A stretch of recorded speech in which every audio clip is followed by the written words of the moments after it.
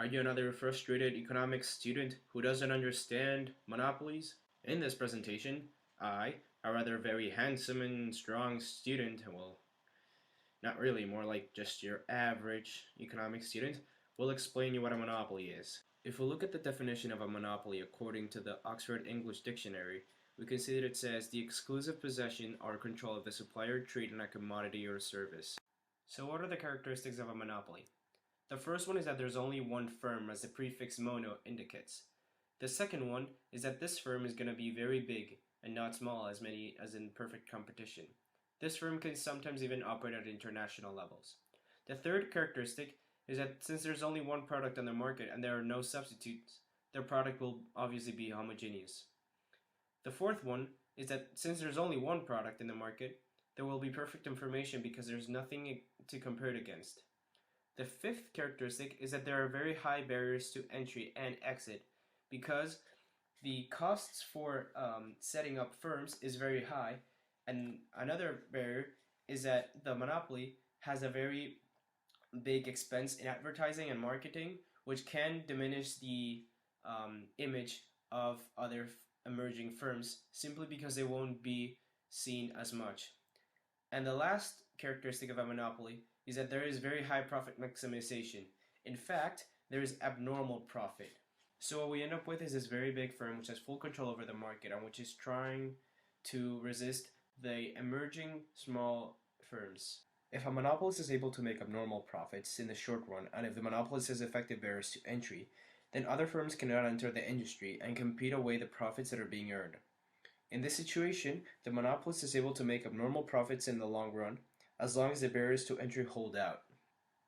One of the good sides of the monopoly is that a firm can make higher profits.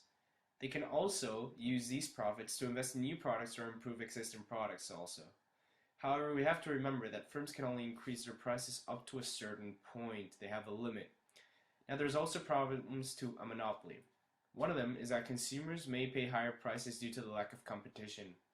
Because as you know, the monopoly decides the price or the quantity that is being produced. The second problem is that consumers may have less choice, since there's only one product in the market.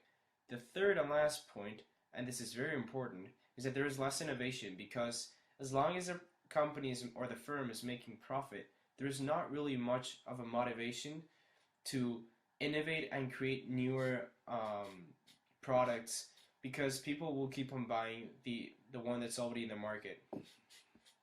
Sometimes a monopoly can have an anti-competitive behavior to avoid being overthrown by other firms. This was the case for many years with the famous browser Internet Explorer, which came bundled with the Microsoft computers, taking away any incentive to download or use any other browsing system. All in all, the monopoly has a lot of perks, however the cons outweigh these.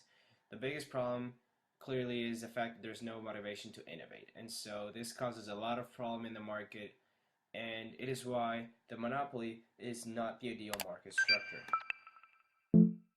What is technology? What can it do?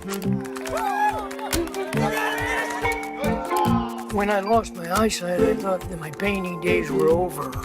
How far can we go? By using your hands, you can actually control your x-ray.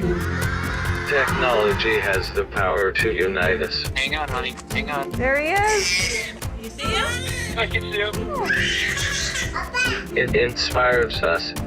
Technology has taken us places we've only dreamed. Now I can do whatever I want. It gives hope to the hopeless. So your device is on. Can you hear me talking?